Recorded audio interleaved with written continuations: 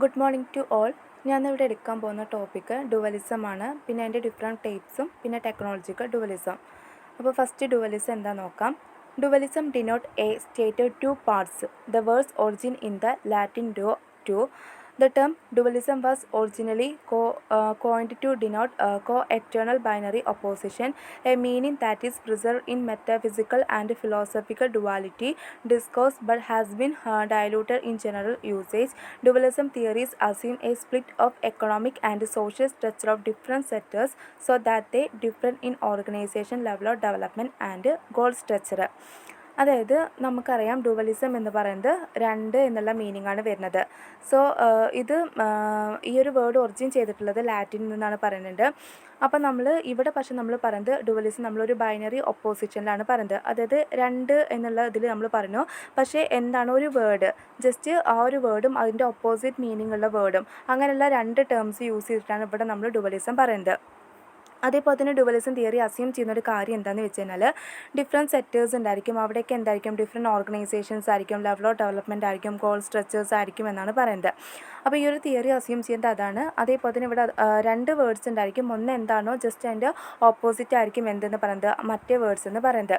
ഇനി നമ്മളിതിൻ്റെ different types of dualism ആണ് പറയുന്നത്. 6 ടൈപ്സ് ഓഫ് ഡുവലിസം ആണുള്ളത്. ഒന്ന് socio cultural dualism, ecological dualism, technological dualism, enclave dualism, financial dualism and international dualism. ഇതിൽ first one socio cultural dualism ആണ്. Dualism arises due to socio-cultural difference between the pre-capitalist traditional society and the modern capitalist society. Traditional society is one which is characterized by limited needs and modern society having unlimited needs. അപ്പോൾ നമ്മൾ പറയുകയാണെങ്കിൽ രണ്ട് തരത്തിലുള്ള society ഉണ്ട്. ഒന്ന് pre capitalist traditional society ഉണ്ട്, പിന്നെ modern capitalist society ഉണ്ട്. അവിടെ രണ്ടിടത്ത് എന്താണ് സോഷ്യോ കൾച്ചറൽ ഡിഫറൻസ് ആണെന്നാണ് പറയുന്നത്. അതേപോലെ തന്നെ ഇപ്പം നമ്മൾ പറയുകയാണെങ്കിൽ മോഡേൺ സൊസൈറ്റിയിൽ നമുക്ക് എന്താണ് അൺലിമിറ്റഡ് നീഡ്സ് ആണ്. അതേപോലെ തന്നെ ട്രഡീഷണൽ സൊസൈറ്റി എടുത്ത് നോക്കുകയാണെങ്കിൽ അവിടെ എന്തായിരുന്നു ലിമിറ്റഡ് നീഡ്സ് ആണ്.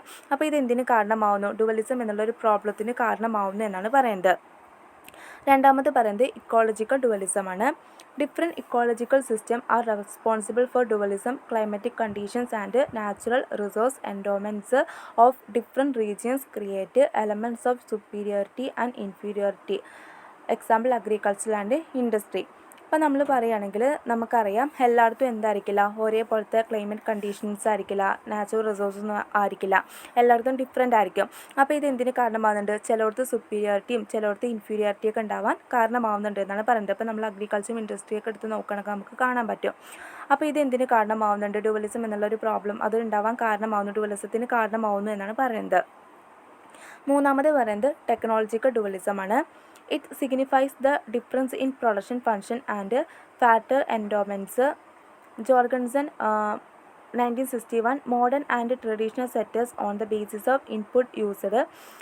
Capital and labor, modern sector, land and labor, traditional sector.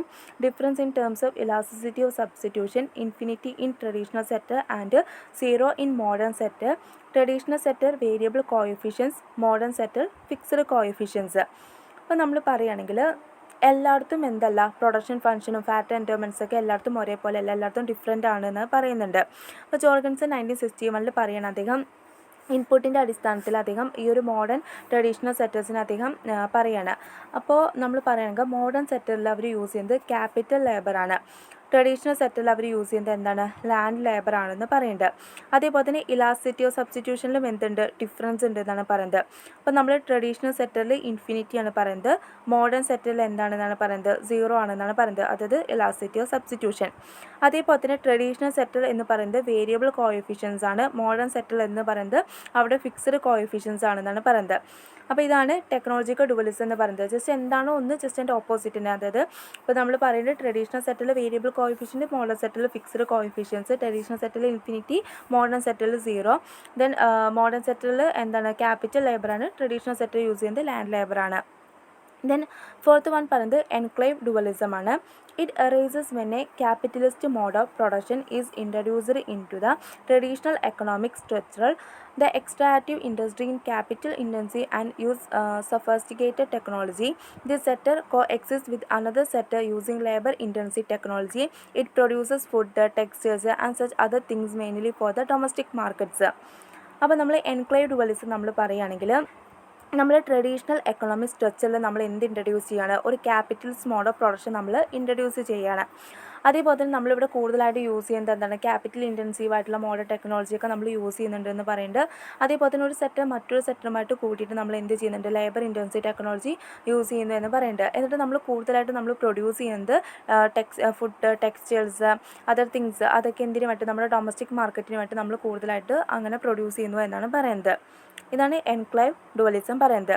Then fifth one financial dualism ആണ് പറയുന്നത്. ഫിനാൻഷ്യൽ ഡുവലിസം എന്ന് പറയുന്ന refer to the coexistence of different interest rate between the organised and unorganised money market in the money market. In the rate of interest in the unorganised money market in the traditional sector much higher than the rate in the organised money market in the modern sector. അതായത് നമ്മൾ പറയുകയാണെങ്കിൽ just rate of interest വെച്ചിട്ട് നമ്മൾ എന്ത് പറയുന്നത്, financial dualism പറയുന്നത്. അപ്പോൾ നമ്മൾ രണ്ട് സെക്ടേഴ്സ് ഉണ്ട്, അൺഓർഗനൈസ്ഡ് സെക്ടറും ഉണ്ട്, ഓർഗനൈസ്ഡ് സെക്ടറും ഉണ്ട്. അപ്പോൾ നമ്മൾ പറയുകയാണെങ്കിൽ അൺഓർഗനൈസ്ഡ് സെക്ടറിൽ എന്ന് പറഞ്ഞു കഴിഞ്ഞാൽ അവിടെ നോൺ ഇൻസ്റ്റിറ്റ്യൂഷണൽ ലെൻഡേഴ്സ് ആണുള്ളത്. അതായത് ഇപ്പോൾ village money lenders, landlords, shopkeepers തുടങ്ങിയിട്ടുള്ളവരൊക്കെയാണ്. അപ്പോൾ അവർ കൊടുക്കുന്നത് അവരെങ്ങനെയാണ്, ഹൈ റേറ്റ് ഓഫ് ഇൻട്രസ്റ്റ് ആണ് എന്ത് കൊടുക്കുന്നത്, അവർ ലോണിന് കൊടുക്കുന്നത്. അതേപോലെ തന്നെ പിന്നെ എന്താണുള്ളത്, പിന്നുള്ളത് ഓർഗനൈസ്ഡ് എന്താണുള്ളത്, ഇൻസ്റ്റിറ്റ്യൂഷൻസ് ആണുള്ളത്. ഓർഗനൈസ്ഡ് ഇൻസ്റ്റിറ്റ്യൂഷൻസ് എന്ന് പറഞ്ഞാൽ ഫിനാൻഷ്യൽ ഇൻസ്റ്റിറ്റ്യൂഷൻസ്, ഇപ്പോൾ നമ്മൾ പറയുകയാണെങ്കിൽ കൊമേഴ്ഷ്യൽ ബാങ്ക്സൊക്കെ നമ്മൾ പറയുന്നത്. അപ്പോൾ അവർ ലോൺ കൊടുക്കുന്നത് എങ്ങനെയെന്ന് വെച്ച് കഴിഞ്ഞാൽ അവരെങ്ങനെയുള്ള ലോ റേറ്റ് ഓഫ് ഇൻട്രസ്റ്റിലാണ് അവർ ലോൺ കൊടുക്കുന്നത്. അപ്പോൾ ജസ്റ്റ് അവിടെ എന്താണ്, രണ്ടിടത്തും ഡിഫറെൻറ്റ് റേറ്റ് ഓഫ് ഇൻട്രസ്റ്റ് ആണെന്ന് പറയുന്നത്. അപ്പോൾ അതാണ് ഫിനാൻഷ്യൽ ഡുവലിസം എന്ന് പറയുന്നത്. പിന്നെ അൺഓർഗനൈസ്ഡ് മണി മാർക്കറ്റിൻ്റെ ട്രഡീഷണൽ സെക്ടറിൻ്റെ ഇൻട്രസ്റ്റ് റേറ്റ് ആയിരിക്കും എന്തിനേക്കാട്ടിലും കൂടുതൽ എന്നാണ് പറയുന്നത്. Rate of interest in the organised money മാർക്കറ്റിൻ്റെ മോഡേൺ സെക്ടർ എന്നാണ് പറയുന്നത്. അതാണ് ഫിനാൻഷ്യൽ ഡുവലിസം പറയുന്നത്. ലാസ്റ്റ് വൺ ഇൻ്റർനാഷണൽ ഡുവലിസം ആണ്. International dualism developed and underdeveloped world is distinguished on the basis of differences in per capita income and level of living. അതായത് just ഇത്രേ പറയുള്ളൂ. ഇപ്പോൾ നമുക്ക് ലെവൽ ഓഫ് ലിവിങ് സ്റ്റാൻഡേർഡ് വെച്ചിട്ടും per capita ഇൻകൊക്കെ വെച്ചിട്ട് നമുക്ക് എന്ത് പറയാൻ പറ്റും, നമുക്ക് ഡെവലപ്ഡ് അണ്ടർ ഡെവലപ്ഡ് ആയിട്ട് നമുക്ക് എന്ത് ചെയ്യാൻ പറ്റും, നമുക്ക് വേർഡിന് നമുക്ക് തരംതിരിക്കാൻ പറ്റില്ലേ. സോ അത് എന്തിന് കാരണമാവുന്നു, ഇൻ്റർനാഷണൽ ഡുവലിസത്തിന് കാരണമാവുന്നു എന്നാണ് പറയുന്നത്. ഇതാണ് ജസ്റ്റ് ഡുവലിസം എന്നുള്ള ഒരു കോൺസെപ്റ്റും അതിൻ്റെ ഡിഫറെൻറ്റ് ടൈപ്സും പറയുന്നത്. ഇനി നമ്മൾ പറയാൻ പോകുന്നത് എന്താണ്, ടെക്നോളജിക്കൽ ഡുവലിസം ആണ്. Then technological dualism. അപ്പോൾ professor Higgins has developed the theory technological dualism. Technological dualism implies the use of different production functions in the advanced sector and the traditional sector of an underdeveloped economy. The existence of such dualism has the problem of structural or technological unemployment in the industrial sector and disguised unemployment in the rural sector. അപ്പോൾ നമ്മൾ പറയുകയാണെങ്കിൽ ഈ ഒരു technological dualism എന്നുള്ള ഈ ഒരു theory ഇത് develop ചെയ്തിട്ടുള്ളത് പ്രൊഫസർ ഹിഗിൻസ് ആണ്. അപ്പോൾ അദ്ദേഹം പറഞ്ഞ കാര്യം എന്താണെന്ന് വെച്ചാൽ അണ്ടർ ഡെവലപ്ഡ് എക്കണോമിയിൽ, അതായത് അണ്ടർ ഡെവലപ്ഡ് എക്കണോമിയുടെ ട്രഡീഷണൽ സെക്ടറും അതേപോലെ തന്നെ അഡ്വാൻസ്ഡ് സെക്ടറും അവരെന്താണ് ഡിഫറെൻറ്റ് പ്രൊഡക്ഷൻ ഫങ്ഷൻസ് ആണ് എന്ത് ചെയ്യുന്നത്, അവർ യൂസ് ചെയ്യണത്. അപ്പോൾ ഇത് എന്തിനു കാരണമാവുന്നു, ടെക്നോളജിക്കൽ ഡുവലിസത്തിന് കാരണമാവുന്നു എന്നാണ് പറയുന്നത്. അതേപോലെ തന്നെ ഈ ഒരു ഡുവലിസത്തിൻ്റെ എക്സിസ്റ്റൻസ് എന്തിനു കാരണമാവുന്നു എന്നാണ് പറയുന്നത്, സ്ട്രക്ചറൽ ടെക്നോളജിക്കൽ അൺഎംപ്ലോയ്മെൻറ്റ് ഇൻഡസ്ട്രിയൽ സെക്ടറും അതേപോലെ തന്നെ disguised unemployment in the rural സെക്ടറിനും ആ ഒരു പ്രോബ്ലം ഉണ്ടാവാൻ എന്തിനു കാരണമാവുന്നു എന്നാണ് പറയുന്നത്, ഈ ഒരു ഡുവലിസത്തിൻ്റെ എക്സിസ്റ്റൻസ് എന്നാണ് പറയുന്നത്. Higgins' theory of technological dualism incorporates the factor proportions problem and limited productive employment opportunities found in the two sectors of an underdeveloped economy because of the market imperfections, different factor endowments and production functions. In fact, underdeveloped countries are characterized by structural disequilibrium at the factor level. അതായത് നമ്മൾ പറയുകയാണെങ്കിൽ ഹിഗിൻസിൻ്റെ തിയറിയിൽ അദ്ദേഹം technological dualism എന്തുമായിട്ട് incorporate ചെയ്യുന്നു എന്നാണ് പറയുന്നത്, factor proportion പ്രോബ്ലമായിട്ട് incorporate ചെയ്യുന്നു എന്നാണ് പറയുന്നത്. അതേപോലെ തന്നെ അദ്ദേഹം പറയുകയാണ് ലിമിറ്റഡ് പ്രൊഡക്റ്റീവ് എംപ്ലോയ്മെൻറ്റ് ഓപ്പർച്യൂണിറ്റീസ് ആണ്. അതായത് അണ്ടർ ഡെവലപ്ഡ് എക്കണോമിയിലെ രണ്ട് സെക്ടേഴ്സിലും എന്താണ് ലിമിറ്റഡ് ആയിട്ടുള്ള പ്രൊഡക്റ്റീവ് എംപ്ലോയ്മെൻറ്റ് ഓപ്പർച്യൂണിറ്റീസ് ആണെന്നാണ് പറയുന്നത്. അപ്പോൾ അതിൻ്റെ കാരണം എന്താണെന്ന് വെച്ച് കഴിഞ്ഞാൽ market imperfections, different factor endowments, production functions ഒക്കെ കാരണമാണെന്നാണ് പറയുന്നത്. അതേപോലെ തന്നെ അണ്ടർ ഡെവലപ്ഡ് കൺട്രി എപ്പോഴും എന്താണ് കാറ്റഗറൈസ് ചെയ്യുന്നത്, സ്ട്രക്ചറൽ ഡിസിക്വിലിബ്രിയം ആണെന്നാണ് പറയുന്നത്. ഫാക്ടർ ലെവൽ സ്ട്രക്ചറൽ ഡിസിക്വിലിബ്രിയം ആണ് എപ്പോഴും അവർ അണ്ടർ ഡെവലപ്ഡ് കൺട്രി കാറ്റഗറൈസ് ചെയ്യുന്നതെന്നാണ് അദ്ദേഹം പറയുന്നത്. Then Higgins built his theory around two goods, two factors of production and two sectors with their factors, endowments and production functions of the two sectors. The industrial sector is engaged in plantation mines and oil fields, refineries or large-scale industries. It is capital intensive and is characterized by fixed technical coefficients.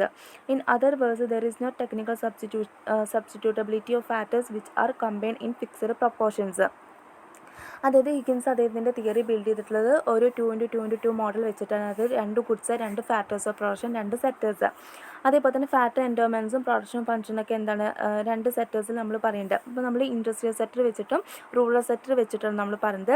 അപ്പോൾ industrial സെക്ടറിൽ എന്ന് വെച്ച് കഴിഞ്ഞാൽ അവർ engage ചെയ്തിട്ടുള്ളത് എന്തിനൊക്കെയാണ്, plantation mines, oil fields, റഫിനറീസ്, അതിലൊക്കെയാണ് അവർ engage ചെയ്തിട്ടുള്ളത്. അതേപോലെ തന്നെ അതെന്ന് പറയുന്നത് ലാർജ് സ്കെയിൽ ഇൻഡസ്ട്രീസ് ആണെന്ന് പറയുന്നുണ്ട്. അതേപോലെ തന്നെ ക്യാപിറ്റൽ ഇൻറ്റൻസീവ് ആണ്. അതേപോലെ തന്നെ ഇത് കാറ്റഗറൈസ് ചെയ്യുന്നത് എന്താണ്, ഫിക്സ്ഡ് ടെക്നിക്കൽ കോഎഫിഷ്യൻസ് ആണ്. അതേപോലെ തന്നെ നോ ടെക്നിക്കൽ സബ്സ്റ്റിറ്റ്യൂട്ടബിലിറ്റി ഓഫ് ഫാക്ടേഴ്സ് നമുക്ക് സബ്സ്റ്റിറ്റ്യൂഷൻ ചെയ്യാൻ പറ്റില്ല എന്നാണ് പറയുന്നത്. അതെന്താണ്, ഫിക്സ്ഡ് പ്രൊപ്പോർഷനിലാണെന്നാണ് പറയുന്നത്. നെക്സ്റ്റ് റൂറൽ സെക്ടറാണ് പറയുന്നത്. Rural sector engaged in producing foodstuffs and handicrafts or very small industries ആണ്. It has variable technical coefficients of production so that it can produce the same output with a wide range of techniques and alternative combination of labour and capital. Rural sector എന്ന് പറഞ്ഞാൽ അവർ engage ചെയ്തിട്ടുള്ളത് എന്തിനൊക്കെയാണ്, food stuffs, handicrafts, അതിലേക്കാണ് അവർ engage ചെയ്തിട്ടുള്ളത്, അല്ല അവർ produce ചെയ്യുന്നത്. പിന്നെ അത് very small industries ആണ് നമ്മൾ പറയേണ്ടത്. പിന്നെ നമ്മൾ അവിടെ യൂസ് ചെയ്യുന്നത് വേരിയബിൾ ടെക്നിക്കൽ കോഎഫിഷ്യൻസ് ആണ്, അതായത് പ്രൊഡക്ഷനിൽ അവർ യൂസ് ചെയ്യുന്നത്. പിന്നെ അതേപോലെ തന്നെ സെയിം ഔട്ട്പുട്ട് പ്രൊഡ്യൂസ് ചെയ്യാൻ വേണ്ടി അവർ wide range of techniques use ചെയ്യുന്നുണ്ട്. അതേപോലെ തന്നെ alternative combination of labour and ക്യാപിറ്റലൊക്കെ അവർ യൂസ് ചെയ്യുന്നുണ്ട് എന്നാണ് പറയുന്നത്. ജസ്റ്റ് എന്താണ് ഇൻഡസ്ട്രിയൽ സെക്ടർ പറഞ്ഞത്, ജസ്റ്റ് എൻ്റെ ഓപ്പോസിറ്റ്. ഇപ്പോൾ നമ്മൾ പറയണമെങ്കിൽ ഇൻഡസ്ട്രിയൽ സെക്ടറിൽ നമ്മൾ പറഞ്ഞു അവർ ലാർജ് സ്കെയിൽ ഇൻഡസ്ട്രിയാണ് പറഞ്ഞു, rural sector small scale industries ആണ് പറയുന്നത്. അതേപോലെ തന്നെ ഇൻഡസ്ട്രിയൽ സെക്ടറിൽ ഫിക്സ്ഡ് ടെക്നിക്കൽ കോഎഫിഷ്യൻസ് ആണ് പറയുന്നത്. എന്നാൽ റൂറൽ സെക്ടറിൽ എന്താ നമ്മൾ പറയുന്നത്, വേരിയബിൾ ടെക്നിക്കൽ കോഎഫിഷ്യൻസ് ആണ് നമ്മൾ പറയുന്നത്. ഇനി ജസ്റ്റ് നമ്മൾ ഇതിനെ ഈ ഒരു പ്രൊഡക്ഷൻ ഫംഗ്ഷൻ, ഈ ഒരു 2 സെക്ടേഴ്സിൻ്റെ പ്രൊഡക്ഷൻ ഫംഗ്ഷൻ നമ്മൾ എന്ത് പറയുകയാണ്, നമ്മൾ ഒരു ഡയഗ്രാം വെച്ചിട്ട് നമ്മൾ എക്സ്പ്ലെയിൻ ചെയ്യാൻ രണ്ട് ഡയഗ്രാം വെച്ചിട്ട് നമ്മൾ എക്സ്പ്ലെയിൻ ചെയ്യാൻ പോവുകയാണ്. ഫസ്റ്റ് നമ്മൾ പറയുന്നത് production function in the industrial sector is represent in the following figure. അതായത് ഇൻഡസ്ട്രിയൽ സെക്ടറിൻ്റെ പ്രൊഡക്ഷൻ ഫംഗ്ഷനാണ് നമ്മൾ ഫസ്റ്റ് പറയാൻ പോണത്. അപ്പോൾ ഇതിൽ ഇപ്പോൾ നമ്മൾ പറയുകയാണെങ്കിൽ നമ്മൾ ലേബറിനെ നമ്മൾ എവിടെയാണ്, ഹൊറിസോണ്ടൽ ആക്സിസിലും അതേപോലെ തന്നെ ക്യാപിറ്റൽ നമ്മൾ വെർട്ടിക്കൽ ആക്സിസിലാണ് മെഷർ ചെയ്യുന്നത്. ഇപ്പോൾ ഇതിൽ നമുക്ക് നോക്കുകയാണെങ്കിൽ Q1, Q2, Q3, Q4 എന്ന് പറഞ്ഞിട്ടുള്ള ഐസോഗോൺസ് കാണാം. OE എന്ന് പറയുന്നത് എക്സ്പാൻഷൻ പാത്താണ്. ജസ്റ്റ് ഇതിൽ പറയുകയാണെങ്കിൽ Q1 ഐസോകോണ്ട് representing combination of capital and oil of labour producing A certain level of output. അതായത് ഒരു certain level of output produce ചെയ്യാൻ വേണ്ടിയിട്ട് നമ്മൾ യൂസ് ചെയ്യുന്നത് എത്രയാണ്, ക്യാപിറ്റലും ഓയിൽ ലേബറുമാണ് നമ്മളിവിടെ യൂസ് ചെയ്യണത്. അതേപോലെ തന്നെ Q2, Q3, Q4 എന്നൊക്കെ പറഞ്ഞാൽ ഹൈ ലെവൽ ഓഫ് ഔട്ട്പുട്ടാണ് റെപ്രസെൻറ്റ് ചെയ്യുന്നത്. അപ്പോൾ അത് പ്രൊഡ്യൂസ് ചെയ്യാൻ നമുക്ക് എന്ത് വേണ്ടി വരും, കൂടുതലായിട്ട് നമുക്ക് ക്യാപിറ്റലും ലേബറും ആവശ്യമായിട്ട് വരും. അപ്പോൾ നമ്മൾ യൂസ് ചെയ്യുന്നത് എങ്ങനെയായിരിക്കും, സെയിം പ്രൊപ്പോർഷനിലായിരിക്കും എന്നാണ് പറയുന്നത്. കാരണം നമ്മൾ ഫിക്സ്ഡ് ടെക്നിക്കൽ കോഎഫിഷ്യൻസ് നമ്മൾ പറയേണ്ടത് കൊണ്ട് തന്നെ ക്യാപിറ്റൽ ലേബറൊക്കെ സെയിം പ്രൊപ്പോർഷനിലാണ് നമ്മളിവിടെ യൂസ് ചെയ്യുന്നത്. ABCD എന്നൊക്കെ പറയുന്നത് ഫിക്സ്ഡ് കോമ്പിനേഷൻ ഓഫ് ക്യാപിറ്റൽ ലേബറാണ് കാണിക്കുന്നത്. അതായത് നമ്മളൊരു different level of output produce ചെയ്യാൻ വേണ്ടിയിട്ട്, അതായത് Q1, Q2, Q3, Q4 എന്ന് പറഞ്ഞാൽ different level of output produce ചെയ്യാൻ വേണ്ടി നമ്മൾ യൂസ് ചെയ്യുന്ന ഫിക്സ്ഡ് കോമ്പിനേഷൻ ഓഫ് ക്യാപിറ്റൽ ലേബറിനെയാണ് ABCD പോയിൻറ്റ്സ് കാണിക്കുന്നത്. ആ ABCD പോയിൻറ്റ്സ് ജോയിൻ ചെയ്തിട്ടാണ് നമ്മൾ എന്ത് പറയുന്നത്, ഈ ഒരു എക്സ്പാൻഷൻ പാത്ത് OE എന്ന് പറയുന്ന എക്സ്പാൻഷൻ പാത്ത് നമ്മൾ വരയ്ക്കുന്നത്. ദെൻ ഇപ്പോൾ നമ്മൾ ലൈൻ ഉണ്ട്, ഇവിടെ ഒരു K1, L1 എന്ന് പറയുന്നൊരു ലൈന് നമുക്ക് കാണാൻ പറ്റും. അതെന്ന് പറഞ്ഞു കഴിഞ്ഞാൽ എന്താണ്, പ്രൊഡക്ഷൻ പ്രോസസ്സ്, അതായത് ക്യാപിറ്റൽ ഇൻറ്റൻസീവ് യൂസ് ചെയ്തിട്ടുള്ള പ്രൊഡക്ഷൻ പ്രോസസ്സാണ് കാണിക്കുന്നത്. അപ്പോൾ നമുക്കിവിടെ മോർ ക്യാപിറ്റൽ നമുക്ക് എന്താണ് ആവശ്യമാണ്, ഒരു ഗീവൺ ഔട്ട്പുട്ട് റിലേറ്റീവ് ലേബർ വെച്ചിട്ട് പ്രൊഡ്യൂസ് ചെയ്യാൻ വേണ്ടിയിട്ട് നമുക്ക് കൂടുതലായിട്ട് എന്താ ആവശ്യമാണ്, ക്യാപിറ്റൽ ആവശ്യമാണെന്നാണ് പറയുന്നത്. Then produce Q1 output O K unit of capital O L unit of labour are user. അപ്പോൾ നമ്മളിവിടെ ജസ്റ്റ് ഓക്കെ യൂണിറ്റ് ഓഫ് ക്യാപിറ്റലും ഓയിൽ യൂണിറ്റ് ഓഫ് ലേബറും വെച്ചിട്ടാണ് നമ്മൾ എന്ത് ചെയ്യുന്നത് ഇവിടെ Q1 ഔട്ട്പുട്ട് പ്രൊഡ്യൂസ് ചെയ്യുന്നത്. അപ്പോൾ നമ്മൾ ആക്ച്വൽ ഫാറ്റ് എൻഡോമെൻറ്റ്സ് എന്ന് പറയുന്നത് നമ്മൾ A ആണ്. സോ നമ്മൾ അതിന് പകരം നമ്മൾ എന്ത് യൂസ് ചെയ്യണം, S നമ്മൾ യൂസ് ചെയ്യണമെന്ന് വിചാരിക്കാം. അപ്പോൾ നമുക്ക് എന്തുണ്ടാവും, മോർ ലേബർ യൂണിറ്റ് നമുക്ക് അവൈലബിൾ ആയിട്ട് കിട്ടും. അതായത് OL1 ലേബർ നമുക്ക് അവൈലബിൾ ആയിട്ട് കിട്ടും. അതായത് Q1 എന്നുള്ള ഔട്ട്പുട്ട് സെയിം ഔട്ട്പുട്ട് പ്രൊഡ്യൂസ് ചെയ്യാൻ വേണ്ടി നമുക്ക് OL1 ലേബർ നമുക്ക് അവൈലബിൾ ആയിട്ട് കിട്ടും. ക്യാപിറ്റൽ റിമൈനിങ് ദ സെയിം ആണ്, ക്യാപിറ്റൽ ഓക്കെ തന്നെയാണ്. പക്ഷേ നമ്മളിവിടെ ഫിക്സ്ഡ് ടെക്നിക്കൽ കോഎഫിഷ്യൻസ് ആണ് യൂസ് ചെയ്യുന്നത്.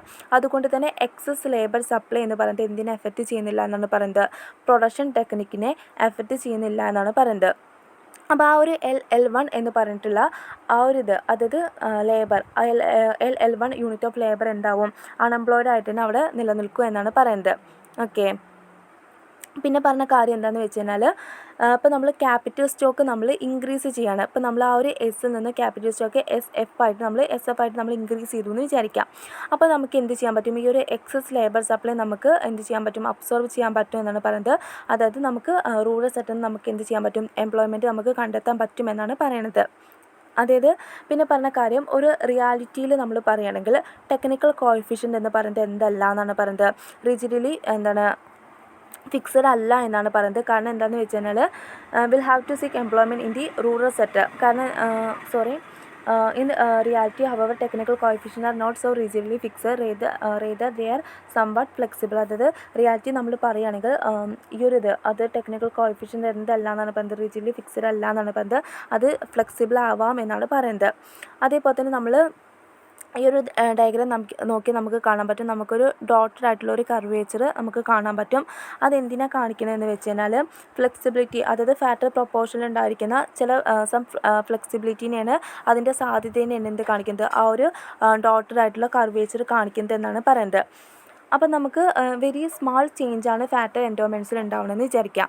അപ്പോൾ അങ്ങനെയുള്ളൊരു സമയത്ത് ഒരു ഓൺടർപ്രണർ എന്ത് ചെയ്യുന്നില്ല എന്നാണ് പറയുന്നത്, അവരുടെ ടെക്നിക്സ് ഓഫ് പ്രൊഡക്ഷനിൽ അവർ വലിയ ഡ്രാസ്റ്റിക് ആയിട്ടുള്ള വലിയ ചേഞ്ച് ഒന്നും കൊണ്ടുവരുന്നില്ല. അപ്പോൾ they will prefer to have fixed technical coefficient. അതുകൊണ്ട് അവരെന്താണ് പ്രിഫർ ചെയ്യുന്നത്, ഒരു ഫിക്സ്ഡ് ടെക്നിക്കൽ കോഎഫിഷ്യൻസ് ആണ് അവർ പ്രിഫർ ചെയ്യുന്നത് എന്നാണ് പറയുന്നത്. അപ്പോൾ ഇതാണ് എന്ത് പറയുന്നത്, ഇൻഡസ്ട്രിയൽ സെക്ടറും അപ്പോൾ അവരുടെ പ്രൊഡക്ഷൻ ഫംഗ്ഷൻ വെച്ചിട്ട് നമ്മൾ ഡയഗ്രമാറ്റിക്കലി നമ്മൾ പറയുന്നത്. ജസ്റ്റ് ഈ ഡയഗ്രത്തിൽ ഒന്നും പറയുന്നില്ല, നമ്മൾ Q1 ഔട്ട്പുട്ട് നമ്മൾ പ്രൊഡ്യൂസ് ചെയ്യാൻ വേണ്ടി നമ്മൾ ജസ്റ്റ് ഓക്കെ ക്യാപിറ്റലും OL ലേബറും നമ്മൾ യൂസ് ചെയ്യുന്നുണ്ട് നമ്മൾ പറയുന്നുണ്ട്. അപ്പോൾ ജസ്റ്റ് നമ്മൾ എന്ത് ചെയ്യണം, എക്ക് പകരം എക്സ് ആയിട്ട് നമ്മൾ എന്ത് ചെയ്യണം, നമ്മുടെ എസ് ആയിട്ട് നമ്മൾ ഫാറ്റ് എൻഡോമെൻറ്റ്സ് നമ്മൾ മാറ്റുകയാണ്.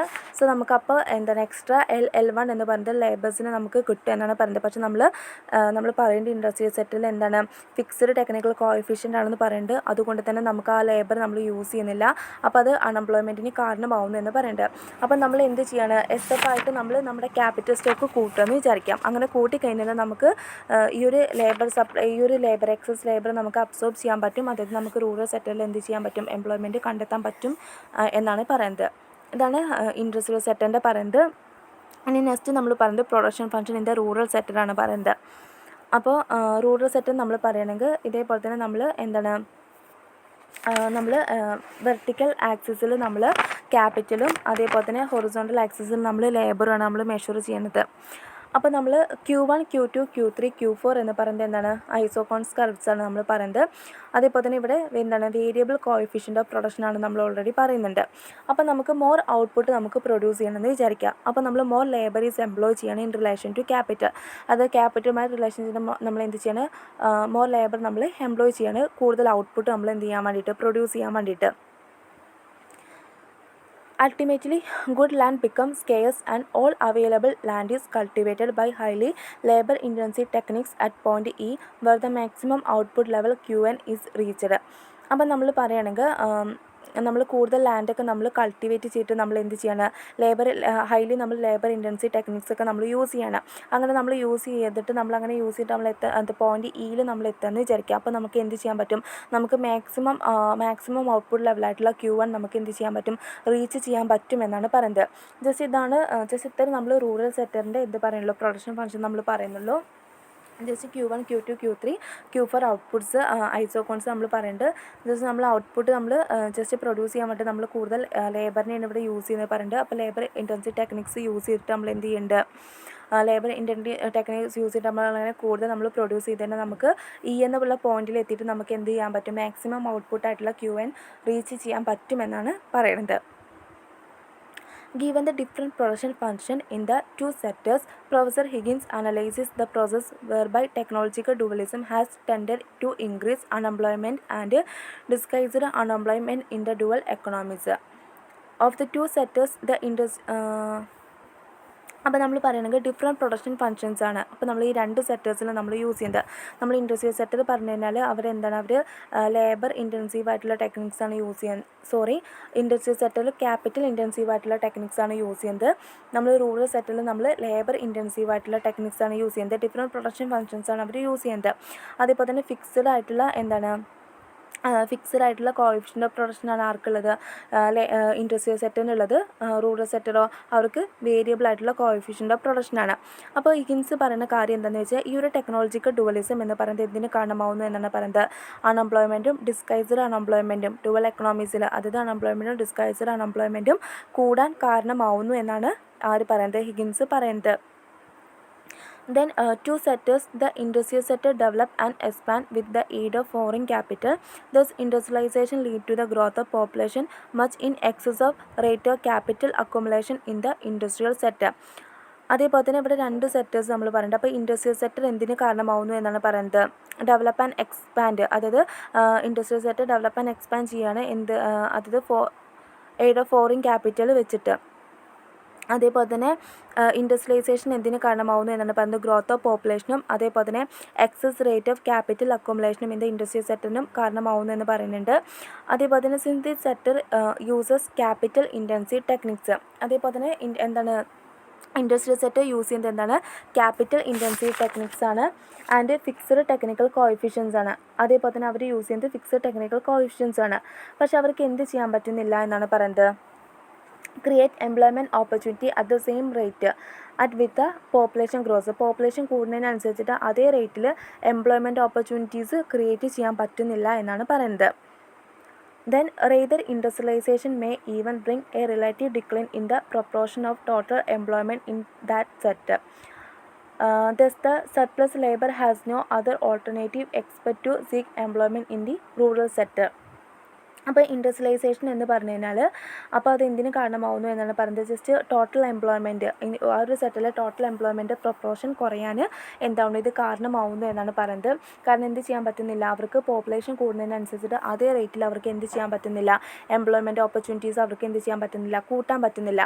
അപ്പോൾ ഈ ഒരു സർപ്ലസ് ലേബർ ഉണ്ടാവും, അവരപ്പോൾ എന്ത് ചെയ്യാണ്, റൂറൽ സെക്ടറിൽ എന്ത് ചെയ്യാണ്, അവർ എംപ്ലോയ്മെൻറ്റ് കണ്ടെത്തുകയാണ് നമ്മൾ പറയുന്നത്. ജസ്റ്റ് നമ്മൾ എന്ത് ചെയ്യുന്നുണ്ട്, നമ്മൾ ഇൻഡസ്ട്രിയൽ സെക്ടറിൻ്റെ ഡയഗ്രാംസ്, അതായത് നമ്മൾ ആ ഒരു ഡയഗ്രാം നമ്മൾ എക്സ്പ്ലെയിൻ ചെയ്യുമ്പോൾ തന്നെ നമ്മൾ പറയുന്നുണ്ട്, നമ്മൾ ക്യാപിറ്റൽ സ്റ്റോക്ക് നമ്മൾ SF ആയിട്ട് കൂട്ടുമ്പോൾ എന്ത് ചെയ്യാൻ പറ്റും, നമുക്ക് എക്സസ് ലേബർ സപ്ലൈ നമ്മൾക്ക് എന്ത് ചെയ്യാൻ പറ്റും, അബ്സോർബ് ചെയ്യാൻ പറ്റും. നമ്മൾ പറയുന്നത് അവർ റൂറൽ സെക്ടറിൽ എന്തുണ്ട്, എംപ്ലോയ്മെൻറ്റ് കണ്ടെത്തുന്നുണ്ട് നമ്മൾ പറയുന്നുണ്ട്. ജസ്റ്റ് ആ ഒരു കാര്യം തന്നെയാണ് ഇവിടെ പറയുന്നത്. സർപ്ലസ് ലേബറിന് അങ്ങനെ അവർ എന്ത് ചെയ്യുന്നുണ്ട്, റൂറൽ സെക്ടറിൻ്റെ എംപ്ലോയ്മെൻറ്റ് അവർ കണ്ടെത്തേണ്ടതായിട്ട് വരുന്നതാണ് പറയുന്നത്.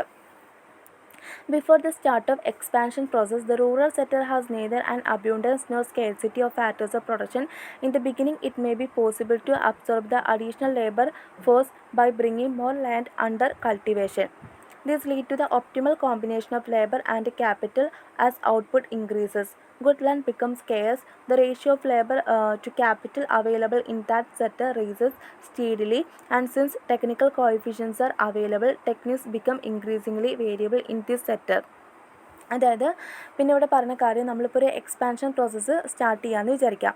അപ്പോൾ റൂറൽ സെക്ടറിന് എന്തില്ല, അവരുടെ ഫാക്ടേഴ്സ് ഓഫ് പ്രൊഡക്ഷനിൽ എന്തില്ല, അബ്യൂണ്ടൻസും ഇല്ല, സ്കേഴ്സിറ്റി ഇല്ല എന്നാണ് പറയുന്നത്. അതായത് അബ്യൂണ്ടൻസ് ധാരാളമായിട്ടുള്ള ഒരു സമൃദ്ധിയും ഇല്ല, അതേപോലെ തന്നെ സ്കേഴ്സിറ്റി കുറവും ഇല്ല എന്നാണ് പറയുന്നത്. അതേപോലെ തന്നെ അപ്പോൾ നമ്മൾ ബിഗിനിങ്ങിൽ നമ്മൾ പറയുകയാണെങ്കിൽ അവർക്ക് എന്ത് ചെയ്യാൻ പറ്റുന്നുണ്ട്, അഡീഷണൽ ലേബർ ഫോഴ്സിനെ അവർക്ക് അബ്സോർബ് ചെയ്യാൻ പറ്റുന്നുണ്ട്. അതായത് മേ ബി പോസിബിൾ ആണെന്നാണ് പറയുന്നത്. എങ്ങനെ, കൂടുതൽ ലാൻഡ് അണ്ടർ കൾട്ടിവേഷൻ യൂസ് ചെയ്താലെന്നാണ് പറയുന്നത്. അതേപോലെ തന്നെ നമുക്കപ്പോൾ ഇവിടെ optimal combination of labour and capital, നമുക്ക് അതെന്തിന് കാരണമാകുന്നുണ്ട്, optimal combination of labour and ക്യാപിറ്റലിന് കാരണമാകുന്നുണ്ട്. അതിലൂടെ നമുക്ക് ഔട്ട്പുട്ട് ഇൻക്രീസ് ചെയ്യാൻ പറ്റുന്നുണ്ട് എന്നാണ് പറയുന്നത്. അതേപോലെ തന്നെ ratio of labour to capital available in the set races steadily and since the technical coefficients are available techniques are become increasingly variable in the set. അപ്പോൾ നമുക്ക് ലേബർ ക്യാപിറ്റൽ റേഷ്യോ ഒക്കെ available ആവുന്നുണ്ട് ഈ ഒരു സെറ്റിൽ. അതുകൊണ്ട് തന്നെ ടെക്നിക്കൽ കോഎഫിഷ്യൻസും അവൈലബിൾ ആണ്. അതുകൊണ്ട് അവർ എന്ത് ചെയ്യുന്നുണ്ടല്ലോ, കൂടുതലായിട്ടുള്ള ടെക്നിക്സൊക്കെ എന്തുണ്ട് ഈ ഒരു സെറ്റിൽ അവർ യൂസ് ചെയ്യുന്നുണ്ട് എന്നാണ് പറയുന്നത്. അപ്പോൾ ജസ്റ്റ് ഇതാണ് ടെക്നോളജിക്കൽ ഡുവലിസം എന്നുള്ളൊരു കോൺസെപ്റ്റ് പറയുന്നത്. നമ്മൾ പറഞ്ഞു ഒരു ടേം എന്താണോ ജസ്റ്റ് അതിൻ്റെ ഓപ്പോസിറ്റ് ഉള്ളൊരു ടേം യൂസ് ചെയ്തിട്ടാണ് നമ്മൾ ഈ ഒരു ഡുവലിസം കോൺസെപ്റ്റ് നമ്മൾ പറയണത്. അപ്പോൾ ഇതിൽ ജസ്റ്റ് നമ്മൾ പറഞ്ഞു ഇൻഡസ്ട്രിയൽ സെക്ടറും റൂറൽ സെക്ടറും വെച്ചിട്ടാണ് നമ്മൾ പറയുന്നത്. അപ്പോൾ ഇൻഡസ്ട്രിയൽ സെക്ടറിൻ്റെ പ്രൊഡക്ഷനും എങ്ങനെയാണ്, റൂറൽ സെക്ടറിൻ്റെ പ്രൊഡക്ഷനും എങ്ങനെയാണ് നമ്മൾ പറയുന്നത്. അപ്പോൾ ജസ്റ്റ് നമ്മൾ തുടക്കത്തിൽ തന്നെ പറയേണ്ടത് എന്തിന് കാരണമാവുന്നുണ്ട് എന്നാണ് പറയുന്നത്. ഈ ഒരു തരത്തിലുള്ള ഡുവലിസം അൺഎംപ്ലോയ്മെൻറ്റ്, അത് സ്ട്രെച്ചഡ് ടെക്നോളജിക്കൽ അൺഎംപ്ലോയ്മെൻറ്റ് ഇൻഡസ്ട്രിയൽ സെക്ടറിലും ഡിസ്കൈസ്ഡ് അൺഎംപ്ലോയ്മെൻറ്റ് റൂറൽ സെക്ടറിലും ഉണ്ടാവാൻ കാരണമാവുന്നുണ്ട് എന്നാണ് പറയുന്നത്. ജസ്റ്റ് ആ ഒരു ഡയഗ്രാം വെച്ചിട്ട് നമ്മൾ അതാണ് എങ്ങനെയെന്ന് പറഞ്ഞിട്ടുള്ളത്. ഇനി ഇതിൻ്റെ ക്രിട്ടിക്കൽ അപ്രൈസലാണ് പറയുന്നത്. അപ്പോൾ ഇതിൽ മെയിനായിട്ട് നമ്മൾ 5 ക്രിറ്റിസിസമാണ് പറയുന്നത്. അതൊന്ന് പറയുന്നത് coefficients not fixed in industrial sector. നമ്മൾ പറഞ്ഞു ഇൻഡസ്ട്രിയൽ സെക്ടറിലെ കോഎഫിഷ്യൻസ് ഫിക്സ്ഡ് ആണ് നമ്മൾ പറയുന്നത്. Then production has taken place with a variable technical coefficient in the rural sector. It is doubtful that production in the industrial sector has been actually carried on with the fixed coefficients. It is improper to assume fixed technical coefficient in the industrial sector without any empirical verification. അപ്പോൾ നമ്മൾ പറയുന്നുണ്ട് technical coefficient നമ്മൾ rural സെക്ടറിൽ variable ആണെന്ന് പറയുന്നുണ്ട്. അതുകൊണ്ട് തന്നെ അപ്പോൾ അതൊരു ഇൻഡസ്ട്രിയൽ സെക്ടറിൻ്റെ പ്രൊഡക്ഷൻ നമ്മൾ എന്ത് ചെയ്യണം, ഡൗട്ട്ഫുൾ ആവുകയാണ്. അപ്പോൾ നമ്മൾ ജസ്റ്റ് ഇവിടെ പറഞ്ഞ കാര്യം ഇത്രയേ ഉള്ളൂ. നമ്മൾ ഒരു എംപെരിക്കൽ വെരിഫിക്കേഷൻസും ഇല്ലാതെ നമ്മുടെ ഇൻഡസ്ട്രിയൽ സെക്ടറിൽ ടെക്നിക്കൽ കോഎഫിഷ്യൻസ് ഫിക്സ്ഡ് ആണ് നമ്മൾ അസ്യൂം ചെയ്യാൻ പറ്റില്ല. അതൊരു ഇംപ്രോപ്പർ ആയിട്ടുള്ള ഒരു അസംഷൻ ആയിരിക്കും എന്നാണ് പറയുന്നത്. ഒരു എംപെരിക്കൽ വെരിഫിക്കേഷനും ഇല്ലാതെ നമ്മൾ അങ്ങനെ പറയുന്നത് അത് ടെക്നിക്കൽ കോഎഫിഷ്യൻസ് ഇൻഡസ്ട്രിയൽ സെക്ടറിൻ്റെ ഫിക്സ്ഡ് ആണെന്ന് പറയുന്നത് എന്താണ്, ഇംപ്രോപ്പർ ആയിട്ടുള്ളൊരു അസംഷൻ ആണെന്നാണ് പറയുന്നത്. രണ്ടാമത് പറയുന്നത് factor price do not depend upon factor endowments. അതായത് this theory indicate why factor endowment and different production functions have led to reserve disguised unemployment in the rural sector. This is vitally connected with the pattern of factor price but factor price do not depend on factor endowments. അപ്പോൾ just നമ്മൾ ഈ ഒരു തിയറിയിൽ പറയുന്നുണ്ട് എങ്ങനെയാണ് different production function factor endowments ഒക്കെ ഈ ഒരു ഡിസ്കൈസ്ഡ് അൺഎംപ്ലോയ്മെൻറ്റ് റൂറൽ സെക്ടറിൽ ഉണ്ടാവാൻ കാരണമാവുന്നത്, അവിടെ കൂടാൻ കാരണമാവുന്നത് എന്ന് പറയുന്നുണ്ട്. അപ്പോൾ നമ്മൾ ജസ്റ്റ് ഈ ഒരു നമ്മൾ പാറ്റേൺ ഓഫ് ഫാറ്റർ പ്രൈസ് ഇത് എന്തിനെ കണക്ട് ചെയ്തിട്ടാണ് പറയുന്നത്, ഫാറ്റർ പ്രൈസിനെ കണക്ട് ചെയ്തിട്ടാണ് പറയുന്നത്. പക്ഷേ ഫാറ്റർ പ്രൈസ് എന്തിനെ ഡിപ്പെൻഡ് ചെയ്യുന്നില്ല എന്നാണ് പറയുന്നത്, ഫാറ്റർ എൻഡോമെൻറ്റിനെ ഡിപ്പെൻഡ് ചെയ്യുന്നില്ല എന്നാണ് പറയുന്നത്. പിന്നെ മൂന്നാമത് പറഞ്ഞ criticism neglect institutional factors. Moreover, there are many institutional and psychological factors that also influence factor proportions which have been neglected by Higgins. അതായത് ഫാറ്റർ പ്രൊപ്പോർഷനെ ഇൻഫ്ലുവൻസ് ചെയ്യുന്ന ഒരുപാട് ഇൻസ്റ്റിറ്റ്യൂഷണൽ സൈക്കോളജിക്കൽ ഫാക്ടേഴ്സ് ഒക്കെ ഉണ്ട്. പക്ഷെ നമ്മൾ എന്ത് ചെയ്യുന്നുണ്ട്, ഹിഗിൻസ് അതിനൊക്കെ നെഗ്ലക്റ്റ് ചെയ്യുന്നുണ്ട് എന്നാണ് പറയുന്നത്. നാലാമത് പറഞ്ഞ criticism neglect the use of labour absorbing techniques. Further, Higgins' contention that highly capital-intensive processes are imported for use in industrial sector altogether neglect the use of other techniques that are labor-absorbing. All imported techniques are not labor-saving. അതായത് just എന്താണ് labour absorbing techniques എന്ത് ചെയ്യുന്നില്ല, use ചെയ്യുന്നില്ല, അതൊക്കെ neglect ചെയ്യുന്നു എന്നാണ് പറയുന്നത്. Then last criticism എന്ന് പറഞ്ഞാൽ says and natural disguised unemployment not clarified. അതായത് ഡിസ്കൈസ്ഡ് അൺഎംപ്ലോയ്മെൻറ്റ് നേച്ചറും അതേപോലെ തന്നെ സെയ്സ് ഒന്നും എന്ത് ചെയ്തിട്ടില്ല, ഇവിടെ ക്ലാരിഫൈ ചെയ്തിട്ടില്ല എന്നാണ് പറയുന്നത്. ഇതാണ് ടെക്നോളജിക്കൽ ഡുവലിസത്തിൻ്റെ ക്രിറ്റിസിസമായിട്ട് പറയുന്നത്. അപ്പോൾ ഇതാണ് ടെക്നോളജിക്കൽ ഡുവലിസം എന്നുള്ള കോൺസെപ്റ്റും അതിൻ്റെ ക്രിറ്റിസിസം. അപ്പോൾ ഇതാണ് എൻ്റെ ടോപ്പിക്ക്. അപ്പോൾ എല്ലാവർക്കും മനസ്സിലായി എന്ന് വിചാരിക്കുന്നു. എന്തെങ്കിലും ഡൗട്ട് ഉണ്ടെങ്കിൽ ചോദിക്കാം. Thank you.